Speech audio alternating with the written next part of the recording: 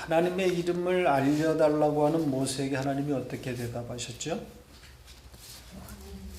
스스로 있는 자, I am who I am, 이렇게 가르쳐 주셨죠. 그리고 모세에게 이제 하나님이 이스라엘 백성에게 가서 어떻게 말하라고 하십니까? 이름을 알려주신 하나님이 이스라엘 백성에게 가서는 스스로 있는 자가 나를 너희에게 보내셨다, 이렇게 말하라고 하시죠. 14절에 있는 내용입니다. 다시 스스로 있는 자라는 표현이 등장합니다. 14절에 두 번 반복이 되고 있는 거죠. 그런데 앞 문장 14절 첫째 문장에 나왔던 스스로 있는 자와 조금은 다른 형태입니다. 두 번째 나오는 스스로 있는 자라고 번역한 그 단어는 조금 다른 형태를 지니고 있습니다. 그러니까 14절에 앞 문장에서 나왔던 스스로 있는 자는 I am who I am이에요. 원어로 하면 예흐예, 아쉐르, 예흐예거든요. 세 단어로 되어 있습니다. 그런데 뒷문장에서 스스로 있는 자라고 번역한 그것은 그냥 예흐의 한 단어로 축약되어져 있습니다. 영어로 번역하면 그냥 I am이에요. 앞에서는 I am who I am이고 뒤에 스스로 있는 자는 그냥 I am입니다. 축약된 거죠. 그러니까 모세가 이스라엘 백성에게 가서 이제 그 하나님을 I am이신 그분께서 나를 보내신 것이다, 이렇게 말하라는 거예요. 그걸 이스라엘 백성들이 알아듣겠습니까? 그러니까 알아들으라고 하시는 말씀이 아니라 그냥 일방적인 선포입니다. 이 예흐의 하야 동사라 그랬죠. I am 이라는 그 하나님의 이름이 뜻하는 바가 무엇인지 사실 우리는 잘 모릅니다. 다만 이 단어가 존재를 나타내는 하야 동사, 그냥 비동사죠. 그런 것에 착안해서 해석하고 그 의미를 추측해 보는 겁니다. 그래서 하나님은 존재 그 자체이시다, 혹은 모든 존재의 시작이다, 이렇게 우리가 추측을 하는 겁니다. 자, 여기서 참고로 여호와라고 하는 이 단어에 대해서 좀 정리하고 가겠습니다. 많은 분들이 좀 착각하고 있는 것이 스스로 있는 자가 여호와다, 이렇게 생각을 하시는데 아닙니다. 하나님이라고 하는 이 단어 앞에 여호와라고 하는 여호와가 붙는 경우가 굉장히 많죠. 성경에 여호와라고 하는 이 단어가 6220번이 등장을 합니다. 여호와라고 하는 단어가 처음 등장한 것은 창세기 2장 4절이에요. 그때부터 여호와라고 하는 단어가 나옵니다. 그러니까 여호와가 스스로 있는 자, 이런 뜻 아닙니다. 그 오해는 하지 마세요. 스스로 있는 자는 지금 제가 얘기한 예흐의 그러니까 I am who I am, 이걸 번역한 것이고, 여호와는 그런 뜻이 아닙니다. 여호와는 어떤 뜻인지 몰라요. 그리고 읽을 때 우리가 여호와 혹은 야훼 이렇게 말하죠. 전통적으로 우리 보수 진영 교회에서는 여호와라고 하고, 또 진보 기독교 진영에서는 야훼로 읽습니다. 어떤 발음이 맞는 거죠? 여호와가 맞습니까? 야훼가 맞습니까? 여러분들이 아시는 것처럼 히브리어에는 모음이 없습니다. 모음이 없다라는 것은 어떤 의미죠? 잘 읽을 수가 없다는 거죠. 성경 원문은 전부 자음으로만 되어 있어요. 그러니까 히브리어에는 모음이라는 게 없어요. 그러니까 읽기가 어려운 거죠. 이 자음으로만 단어와 문장들이 나열되어 있기 때문에 그것도 다 붙어 있어요. 단어끼리 다 붙어 있어요. 그럼 어떻게 해요? 그러면 어떻게 해요? 히브리 원문을 처음 대하는 사람들은 그래서 제대로 읽어낼 방법이 없는 거죠. 그렇다면 히브리인들, 유대인들은 어떻게 이렇게 따닥따닥 붙어 있는 자음들의 연결을 어떻게 제대로 읽을 수 있었을까요? 그냥 읽을 수 있는 거죠. 늘 모음 없는 단어로만 대해왔기 때문에, 문장들을 대해왔기 때문에 읽을 수 있는 겁니다. 모음이 붙어 있지 않아도 잘 읽을 수 있었던 거죠. 그들에게는 자음만 배열되어 있어도 아무런 문제가 사실은 없는 거죠. 습관적으로 그렇게 대해왔기 때문에. 그런데 이 여호와라고 하는 이 단어는 좀 특별한 경우예요. 이 4개의 자음으로 된 단어거든요. 자음 4개예요. 근데 이 단어를 유대인들이 발음을 해본 적이 없어요. 이 단어가 하나님의 거룩한 호칭이라고 생각한 유대인들은 감히 하나님의 이름을 부르지를 못한 겁니다.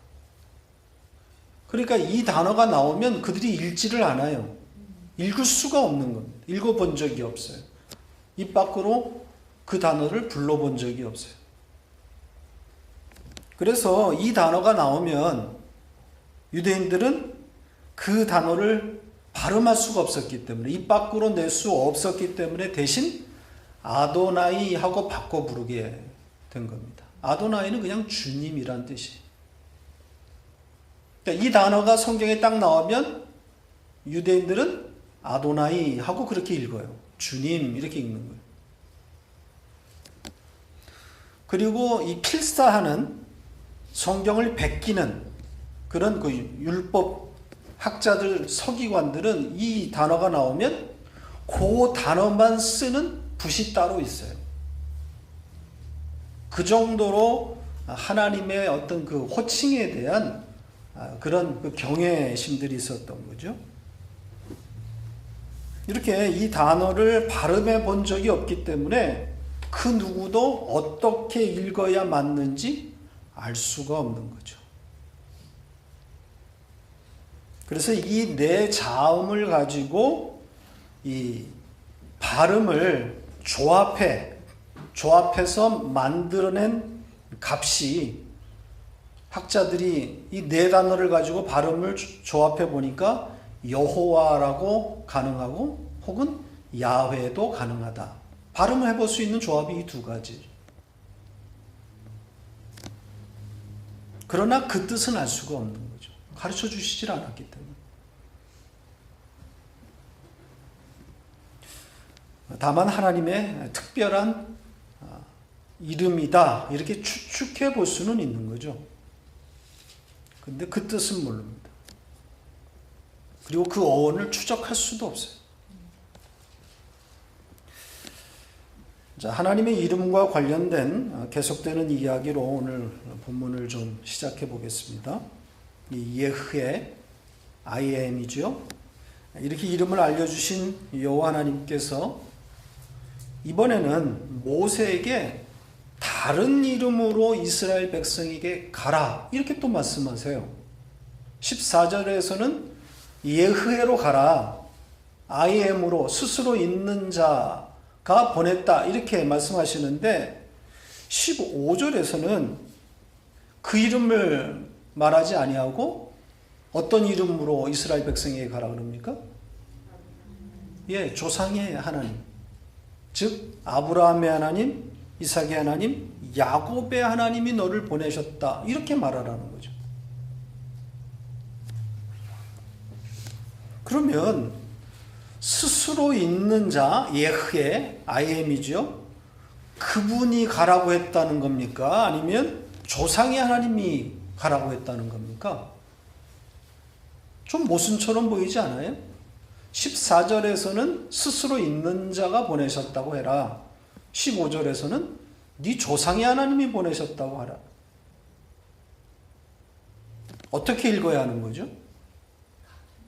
네, 같은 말로 읽으셔야 되는 거죠. 성경 안에서 이런 충돌과 갈등이 나타나면 우리는 어떻게 읽어야 되는 거죠? 성경에 충돌되거나 갈등되는 그런 구조들이 있단 말이죠. 말씀들끼리, 성경 구절들끼리 부딪히는 경우들이 나옵니다. 개혁주의 성경 해석은 성경은 하나님의 감동으로 작성되어서 오류가 없다는 전제하에서 성경 해석이 출발하기 때문에 조화와 또 화합의 방향으로 해석합니다. 그럼에도 불구하고 이 충돌이나 갈등이 해소되지 않으면 혹은 설명되지 않을 경우에는 어떻게 합니까? 성경 해석을 중단합니다. 그리고 그냥 미제로 남겨놓는 거죠. 이 해석하는 자의 위치가 우리를 말하는 겁니다. 성경을 읽는 자의 위치가 하나님 또 성경에 대한 권위를 부정할 만큼 그런 위치에 있지 못하기 때문인 거죠. 아무리 학식과 연구 능력이 탁월하다고 할지라도 인간이 모든 것을 다 밝혀내거나 설명할 수는 없기 때문인 거죠. 이게 해석자의 위치 아닙니까?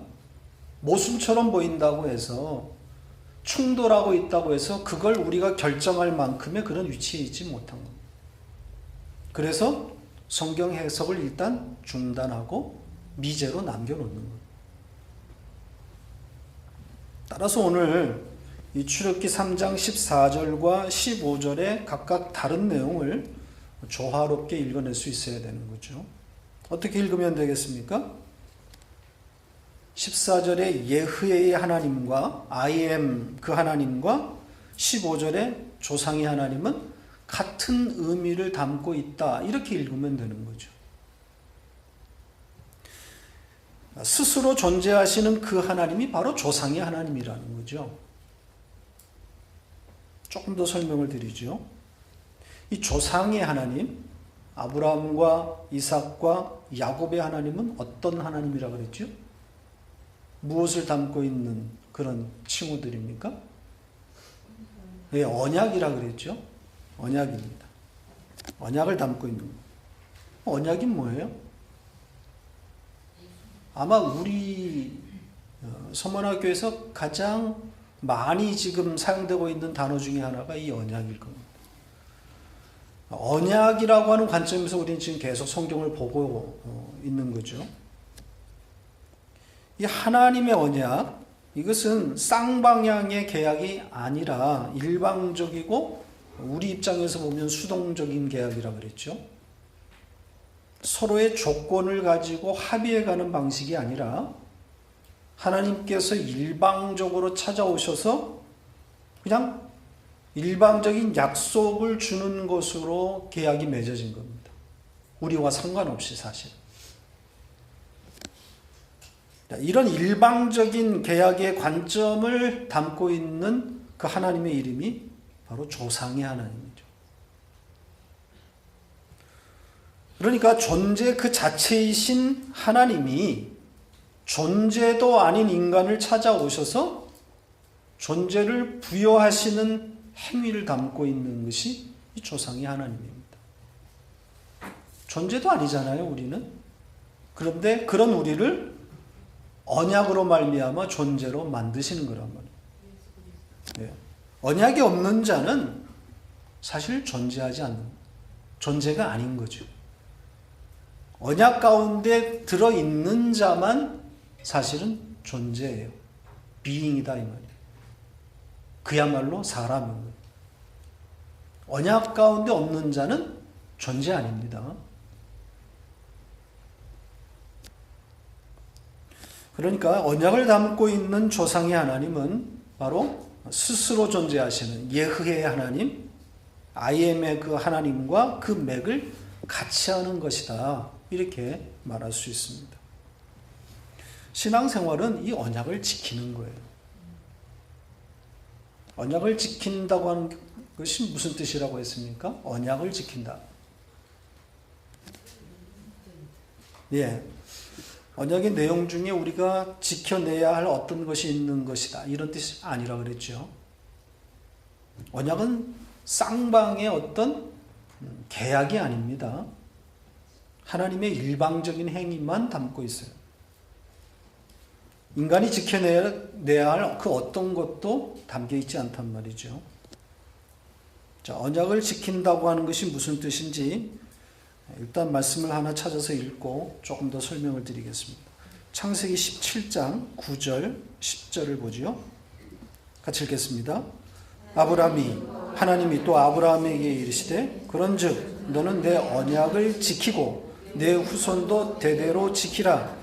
너희 중 남자는 다 할례를 받으라. 이것이 나와 너희와 너희 후손 사이에 지킬 내 언약이니라. 쉽지 않은 구절입니다. 아브라함의 언약 중에 나오는 내용이죠. 하나님께서 아브라함에게 언약을 지키라고 말씀하세요. 그리고 이어서 뭘 언급하시죠? 할례를 언급합니다. 그리고 그 할례가 곧 지킬 내 언약이다. 이렇게 말씀하셔요. 그러니까 어려운 말씀이에요. 언뜻 읽으면 할례를 행하는 것, 할례만 행하면 언약을 지키는 것처럼 보이잖아요. 아, 언약을 지키라고 하는 것은 할례를 행하라는 것이구나. 그렇게 보인단 말이죠. 언약을 지키라고 하는 명령이 과연 할례를 행하라는 것일까요? 할례만 행하면 그게 언약을 지키는 것이 될까요? 그럼 여자는 어떻게 되는 거예요? 이걸 문자적으로 읽어버리면 그런 뜻이 아닌 거죠. 할례 받음으로 언약을 지키게 되는 것이 아니라 그 할례가 담고 있는 상징하는 어떤 의미를 지금 말하고 있는 거란 말이죠. 그걸 찾아내야 되는 겁니다. 할례가 뭡니까? 할례가 무엇을 예표하는 거죠? 예, 세례예요, 세례. 할례는 세례란 말이죠. 세례가 뭡니까? 머리에다 물을 뿌리고 물속에 빠지는 것이 세례입니까? 아니죠. 이건 다 형식입니다. 그렇기 때문에 세례받지 않고도 천국에 이르는 백성들이 있고, 세례를 받았다고 하더라도 지옥에 가는 사람 많습니다. 세례의 본질은 예수 그리스도가 빠져 죽는 거예요. 예수의 죽음이란 말이죠.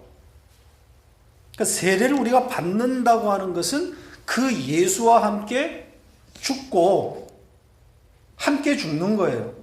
그리고 그 예수에 의해서 다시 살아났다고 하는 의미 아닙니까? 이게 세례란 말이죠. 그러니까 할례를 받으라고 하는 것은 바로 예수 그리스도의 죽으심에 함께 동참하라는 이야기가 되는 겁니다. 그래서 언약을 지키라는 것과 할례를 받으라고 하는 것이 지금 같은 의미로 사용되고 있는 거란 말이죠.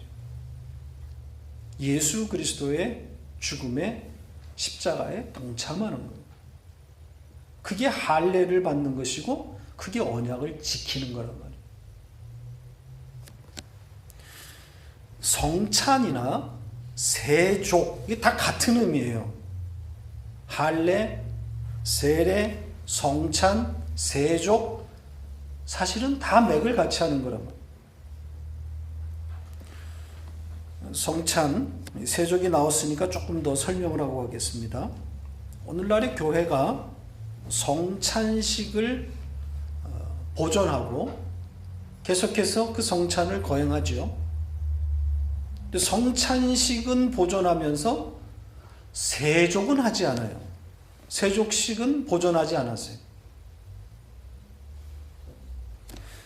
교회가 성찬식을 보존하는 근거가 뭡니까? 왜 성찬식을 계속 거행하는 거죠? 말씀이 그렇게 얘기했으니까, 말하고 있으니까 그렇게 하겠죠. 자, 그 근거가 되는 구절을 보죠. 고린도전서 11장 23절로 26절 같이 읽겠습니다. 내가 너희에게 전한 것은 주께 받은 것이니 곧 주 예수께서 잡히시던 밤에 떡을 가지사 축사하시고 떼어 이르시되 이것은 너희를 위하는 내 몸이니 이것을 행하여 나를 기념하라 하시고 식후에 또한 그와 같이 잔을 가지시고 이르시되 이 잔은 내 피로 세운 새 언약이니 이것을 행하여 마실 때마다 나를 기념하라 하셨으니 너희가 이 떡을 먹으며 이 잔을 마실 때마다 주의 죽으심을 그가 오실 때까지 전하는 것이니라. 자, 이 말씀에 근거하는 거죠. 복음서에 기록되어 있는 성찬식 장면을, 성찬식에 관한 말씀을 사도 바울이 그대로 옮겨 놓은 겁니다. 이 말씀을 문자 그대로 해석해서 오늘까지 이 성찬식을 거행하고 있는 거죠. 자, 그렇다면 세족에 관한 내용은 어떻습니까? 세족식. 세족식이 뭔지 알죠? 발을 씻기는 겁니다. 세족식에 관해서는 어떻게 성경이 말하고 있는지를 좀 볼까요? 요한복음 13장 4절입니다. 4절로 15절까지 조금 길지만 같이 읽겠습니다.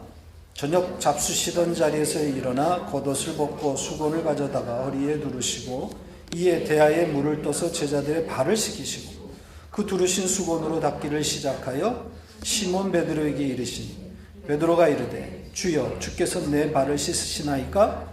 예수께서 대답하여 이르시되 내가 하는 것을 네가 지금은 알지 못하나 이후에는 알리라. 베드로가 이르되 내 발은 절대로 씻지 못하시리. 예수께서 대답하시되 내가 너를 씻어주지 아니하면 네가 나와 상관이 없느니라. 시몬 베드로가 이르되 주여 내 발뿐 아니라 손과 머리도 씻어 주옵소서. 예수께서 이르시되 이미 목욕한 자는 발밖에 씻을 필요가 없느니라. 온몸이 깨끗하니라.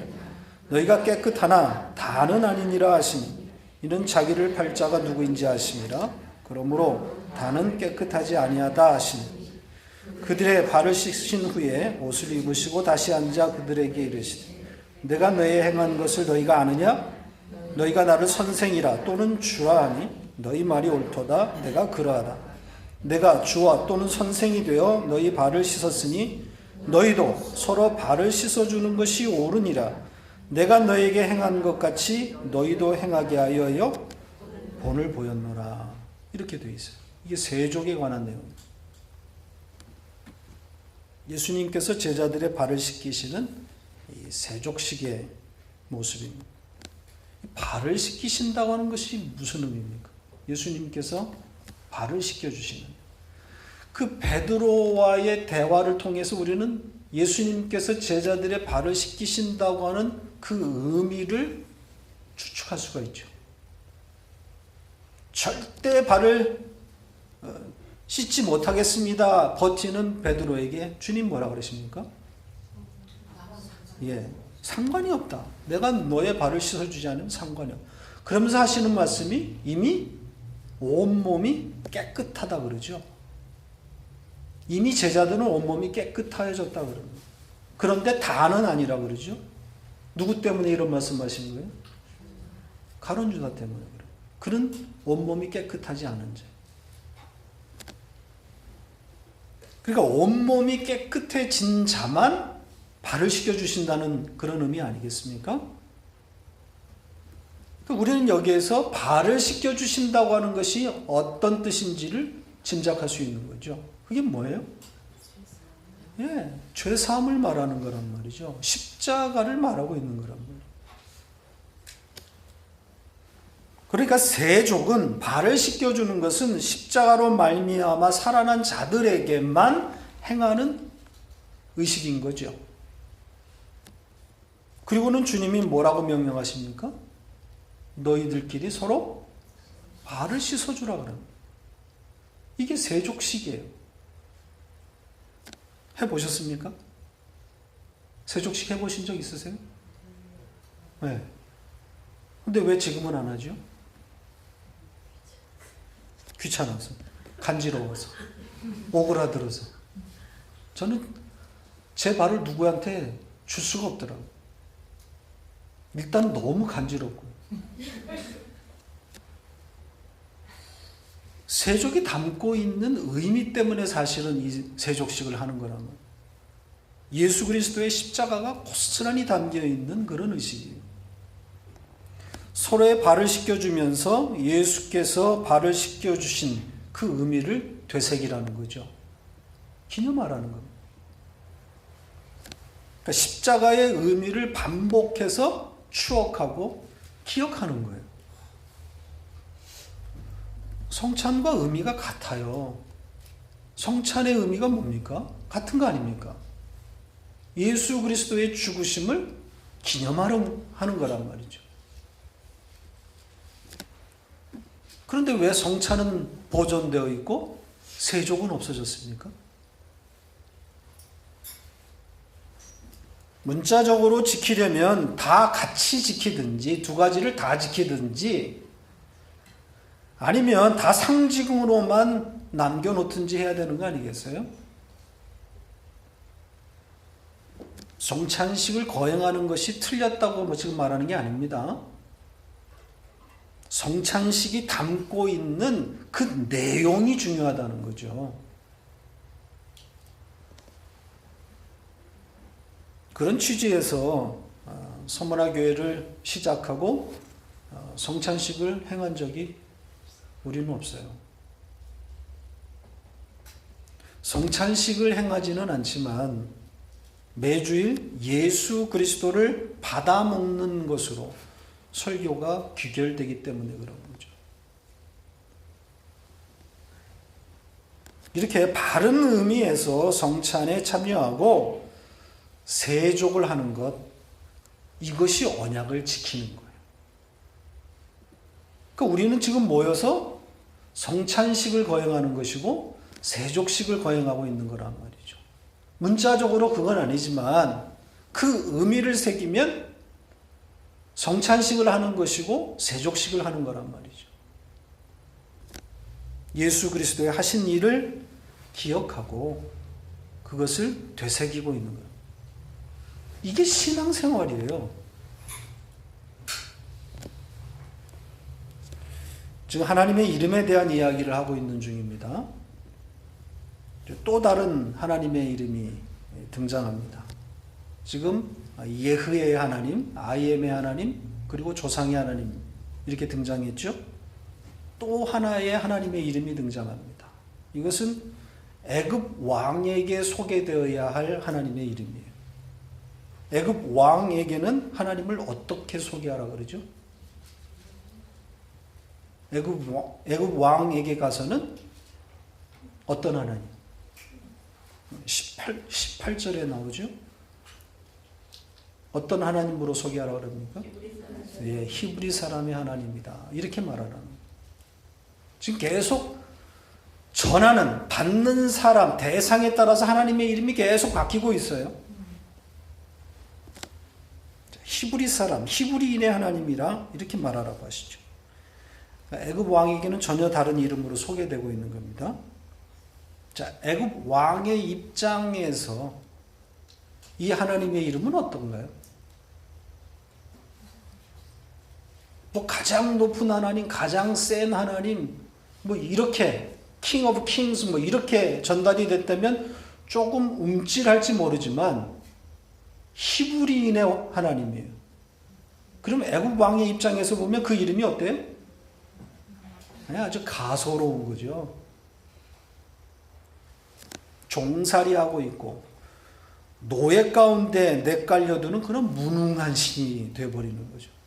그렇게 전하라는 거예요.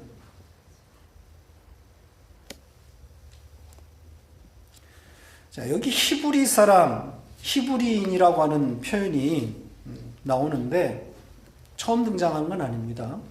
이 히브리라고 하는 이 단어가 처음 등장한 것은 아브라함 때예요. 이 히브리인, 히브리 사람과 유대인이라는 말의 배경은 전혀 다릅니다. 물론 이스라엘 민족을 의미하는 말이에요. 두 개 다. 히브리인, 유대인. 그러나 그 단어의 배경은 전혀 달라요. 이 히브리 말을 사용하기 때문에 히브리 사람이다. 이건 아닌 것 같습니다. 학자들의 일반적인 견해는 이 히브리라고 하는 이 단어는 이브리에서 왔다 이렇게 보통 말합니다. 이브리에서 왔다. 이브리라고 하는 이 단어의 뜻은 강을 건넌다라는 뜻입니다. 그러니까 히브리 사람 이거는 강을 건너온 자 이런 뜻이라는 거죠. 그러니까 하나님께서 아브람을 갈대아 우르에서 불러내서 가나안으로 보내시면서 생겨난 이름이라고 보는 거죠. 그때부터 히브리가 등장을 합니다. 강을 건너온 자라는 거죠. 그러니까 세상을 의미하는 갈대아를 건너 이 천국을 모형하는 가나안으로 건너온 자들이. 그런 의미에서 우리도 히브리인인 거죠. 강을 건너온 자들입니다. 자, 그렇다면 애굽 왕에게 소개될 이 하나님의 이름, 히브리인의 하나님이라고 하는 그 말 속에 어떤 의미가 담겨 있는 걸까요? 강을 건너야 할 운명을 담고 있는 거죠. 이들은 강을 건널 자들이다. 그러니까 애굽에 있을 자들이 아니라는 거죠. 요단을 건너야 할 자들이라는 거죠. 아마도 애굽 왕은 이 히브리인의 하나님이었라고 들었을 때 그 히브리가 무슨 뜻인지 알고 있었을 거예요. 아, 강을 건넌다? 그들의 운명을 담고 있는 거란 말이죠. 이렇게 성도는, 하나님의 백성은 이 세상을 히브리인으로, 히브리 사람으로 살아가야 할 운명에 놓여 있는 겁니다. 끊임없이 강을 건너야 되는 거죠. 이스라엘이 갈대아에서 넘어오고 또 애굽에서 건너가고 또 바벨론에서 강을 건너옵니다. 수시로 세상에 주저앉게 되는 우리지만 운명적으로 우리는 히브리 사람이기 때문에 끊임없이 강을 건너는 이런 일이 반복되는 겁니다. 왜냐하면 하나님의 열심이 쉬지 않기 때문에 그런 거죠. 하나님은 계속해서 우리를 그렇게 강을 건너도록 이끌어 가시는 거예요. 자, 한 가지 더 보죠. 강을 건너는 히브리 사람들이 갖게 되는 이 전리품, 소지품에 대한 이야기를 하고 마치겠습니다. 이 히브리 사람의 하나님을 우습게 여기던 이 애굽 왕, 당연히 우습지요. 당연히 모세의 요구를 거절하겠죠. 그래서 여러 재앙들을 겪고 나서야 비로소 이스라엘을 놓아줄 것이다. 이렇게 예고가 되어져 있습니다. 그러니까 앞으로 일어나게 될 일들을 하나님이 모세에게 대략적으로 알려주신단 말이죠. 이런 일이 있을 것이고 애굽 왕이 놓아주지 아니할 것인데 이런 재앙들을 만나면서 결국은 놓아주게 된다. 근데 그 마지막 내용에 어떤 것이 포함되어져 있습니까? 이스라엘이 애굽을 떠나게 될 때 빈손으로 들어가지 아니하고 엠티 핸드가 아니라는 거죠. 손에 뭘 쥐고 간다는 거예요? 금, 은금, 폐물과 의복들을 챙겨서 나올 것이다. 이렇게 예고하십니다. 가나안으로 들어갈 때는 빈손으로 들어가지 아니하고 은금으로 온갖 의복으로 치장하고 들어갈 것이다. 이렇게 말합니다. 이것은 원래 애굽 사람들이 소유했던 것들인데 그것을 취하게 될 것이다. 이렇게 말씀하세요. 그 22절에 마지막 문장에 보면 이 취하다 이렇게 돼 있어요. 이 취하다라는 순한 말로 사실은 번역이 됐는데 그 원래 뜻은 약탈하다예요. 빼앗는 겁니다. 애굽 사람들로부터 그것을 빼앗아서 가나안으로 들어간다는 거예요. 그런데 그 앞 문장에서는 또 뭐라고 되어 있냐면 그들에게 구하라고 되어 있거든요. 요구해라. 구하여 얻을 것이다 라고 말씀을 해요. 그러니까 요구하는 것과 약탈하는 것은 사실은 다른 의미 아닙니까? 근데 이것이 같은 의미가 되려면 어떤 상황이 되어야 되는 거겠어요? 구하는 것과 약탈하는 것. 그렇죠. 절대 강자와 절대 약자의 구도가 돼야 되는 거죠. 그러니까 멘붕이 일어나야 되는 거죠. 멘붕 상태가 되어야 되는 거예요. 얼이 빠져야 되는 거예요. 정신이 나가야 되는 거예요.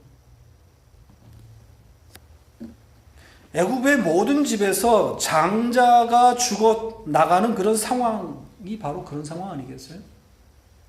정신이 있겠습니까? 두렵죠. 그러니까 이 얼이 빠진 완전히 멘붕이 된 상태에서 구하면 꼼짝없이 다 내놓게 되는 거죠. 그래서 약탈하라고 하는 그런 단어가 등장을 합니다. 멘붕이 된 그런 상황에서 금, 은, 폐물, 의복이 무슨 대수겠어요? 다 죽어 떨어져 나가는.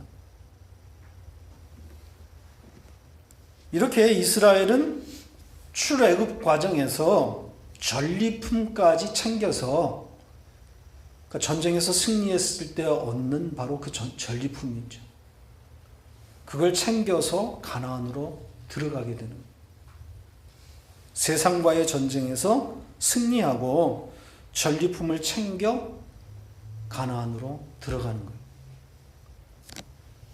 하나님의 백성들이 세상을 정복하는 그림입니다. 성도의 왕 노릇을 상징적으로 담고 있는 거죠. 성도가 세상을 이렇게 이긴다. 이렇게 정복한다. 성도가 세상에서 부자가 된다거나 성공한다는 의미가 아닙니다. 이 부자가 되고 땅을 차지하는 모습으로 성도가 그려지는 것은 이 천국을 설명하기 위한 도구일 뿐입니다. 그래서 구약의 모든 하나님의 사람들, 이스라엘 백성들이 다 어떤 모습으로 등장을 하는 거예요?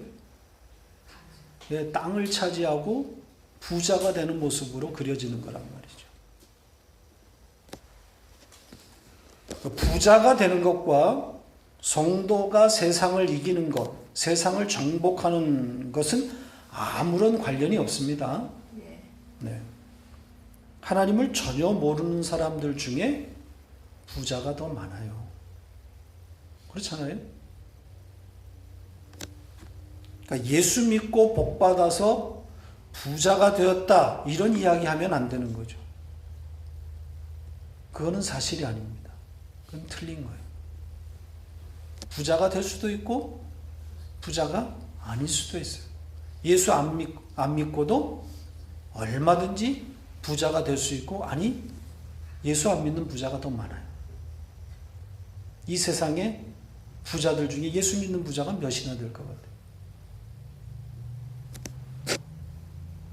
그러니까 예수 믿고 복 받아서 세상을 정복했다고 하는 것은 이렇게 전리품을 챙겨서 가나안으로 들어가게 됐다고 하는 것은 세상과 세상의 가치를 부정하게 되었다는 그런 의미인 겁니다. 그걸 말하기 위해서 전리품을 챙겨서 빈손으로 들어가지 않게 하시는 거란 말이죠. 성도의 이 세상살이, 세상을 정복하는 그 의미를 가르쳐 주기 위함인 겁니다. 그러니까 우리는 예수 믿고 복 받아서 세상과 그 세상의 가치를 부정하게 되었다는 고백을 할 수 있어야 되는 거죠. 아, 이게 아무것도 아니구나. 내가 쥐어봤는데, 아, 그게 거기에 대한 의미가 없는 거구나. 많고 적고를 가지고 이거는 중요한 게 아니에요. 많이 가질 수도 있고 열심히 노력하면 많이 가질 수 있겠죠. 게으르면 못 가질 것이고 어쨌든 많이 가졌든 적게 가졌든 가져보니 그 세상을 쥐어보니 그것이 의미 없음이구나. 이런 고백을 할 수, 이게 복이란 말이죠. 성도는 이런 방식으로 세상을 정복하는 거란 말입니다. 그러니까 전리품을 챙겨서 하나님이 가나안으로 들여보냈다고 하는 것은 바로 이런 성도의 승리를 말하고 있는 거지, 그냥 문자적으로 돈 많이 벌었다, 성공했다, 이걸 의미하는 게 아니란 말이에요. 그 성도는 진정한 가치가 예수 그리스도밖에 없음을 고백하는 바로 그런 방식의 세상 정복이에요. 그걸 전 인생을 통해서 지금 배워가고 있는 거란 말이죠.